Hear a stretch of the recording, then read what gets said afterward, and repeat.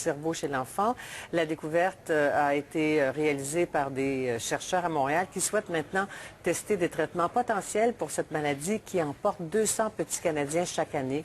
Pour en parler, j'ai à mes côtés la docteure Nada Jabado. Elle est oncologue à l'hôpital de Montréal pour enfants. Elle a participé à cette découverte. Bonjour, docteur. D'abord, nous situer l'importance et la gravité de ce cancer. Chez l'enfant, en fait, c'est un des cancers les plus meurtriers. La cause de mortalité par cancer chez l'enfant est les tumeurs cérébrales, et cette tumeur est des plus meurtrières. Et comment l'appelle-t-on? On l'appelle le glioblastome, et quand elle se loge dans le tronc cérébral, qui est l'endroit qui gouverne notre cœur, notre respiration, on l'appelle les tumeurs du tronc cérébral. Ouais.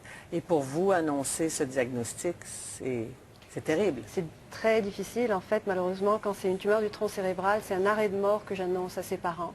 Pour le glioblastome qui se situe ailleurs dans le cerveau, il y a quand même un espoir de vie et de survie qui est estimé à 15%. C'est jamais des bonnes nouvelles, c'est même des nouvelles dévastatrices qu'on annonce. Parce que 200 petits Canadiens chaque année, c'est beaucoup trop. Donc maintenant, vous avez de l'espoir parce que vous avez identifié l'origine de cette tumeur-là. Absolument. Dans les cancers du tronc cérébral, qui est la forme la plus meurtrière, nous avons identifié dans 80% des cas, c'est énorme, une mutation, la même, toujours, qui est responsable de ce cancer. Et cette même mutation est responsable de 40% des tumeurs qui sont situées ailleurs.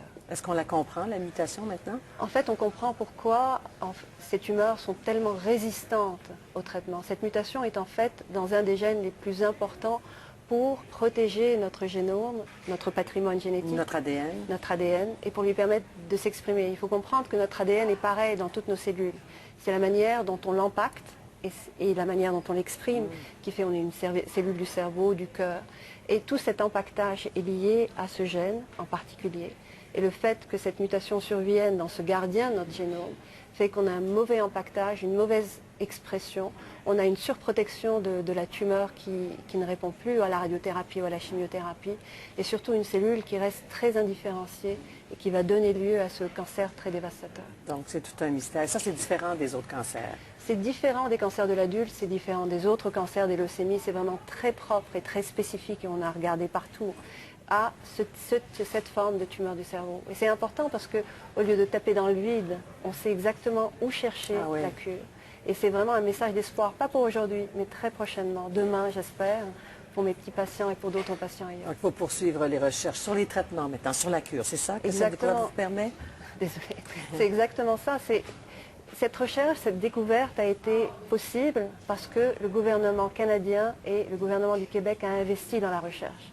On a Génome Québec qui est vraiment une facilité exceptionnelle et c'est grâce à l'aide de leur équipe et à l'aide de Jacek Majewski qu'on a pu découvrir ces mutations et qu'on peut maintenant espérer une cure. Il faut investir dans la recherche. On commence ça, c'est la recherche fondamentale. Oui, on commence par ça parce que sinon, on peut investir dans tous les traitements qu'on veut. Ils ne marcheront pas si on ne traite pas la bonne cause. Ça a été long, faire cette découverte? En fait, ça a été plus rapide que je ne le pensais. Ça nous a pris 2 ans pour la trouver, cette mutation, mais on l'a trouvée. Et pour la suite, ça pourrait prendre combien de temps? Ça va prendre, je dirais, 5 à 6 ans. On a déjà des traitements qu'on est en train de tester dans des modèles animaux qu'on est en train de développer dans des lignées cellulaires. Il y a des choses plus intéressantes. J'espère vraiment dans les prochaines années qu'on aura quelque chose à proposer. Et chez les animaux, ça donne déjà certains résultats? C'est très, on vient de l'avoir. Je ne peux pas dire, mais il se peut, oui. Et en attendant, d'ici là, on peut réconforter. Qu'est-ce qu'on fait avec ces petits enfants? C'est des messages d'espoir. C'est difficile. J'ai reçu des courriels récemment en raison de cette découverte. Il faut garder espoir. Il faut vraiment essayer de gagner du temps, le temps que ce qu'on a arrive et aboutisse vite. Et j'ai lu que ceux qui sont déjà partis, ces enfants, vous ont aidé dans cette découverte. Énormément. Parce que on a pu, en fait, avec leur accord et l'accord de leurs parents, étudier la tumeur qu'ils avaient et comprendre qu'est-ce qu'elle donnait. Ça ne leur sert à rien à eux, mais ça va servir et ça va servir à d'autres enfants qui sont atteints de la même chose. Il leur faut beaucoup de courage aux enfants, j'imagine. Vous n'imaginez pas. Aux parents et aux enfants,